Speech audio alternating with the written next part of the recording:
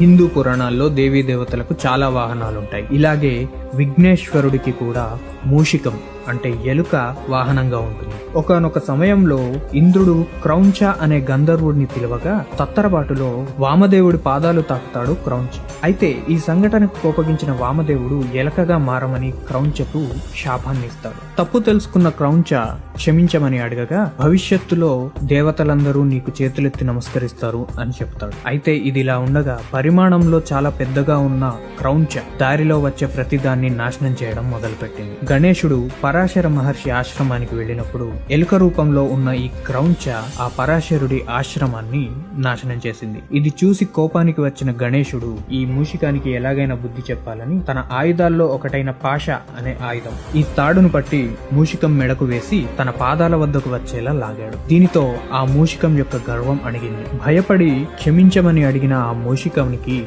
గణేశుడు నీవు వెంటనే పరిమాణం తగ్గించుకొని నా వాహనంగా మారితే క్షమించి వదిలేస్తానని చెప్తాడు. దానికి అంగీకరించిన మూషికం అలాగే చేస్తుంది. అయితే భారీ కాయంతో ఉన్న వినాయకుడు కూర్చోగానే ఆ బరువును తట్టుకోలేదు మూషికం. దానితో విఘ్నేశ్వరుడిని నీ బరువుని కాస్త తగ్గించాలి అని చెప్పి వేడుకోగా విఘ్నేశ్వరుడు అలాగే అని తన బరువుని తగ్గించుకొని అప్పటి నుంచి మూషికాన్ని తన వాహనంగా చేసుకున్నాడు.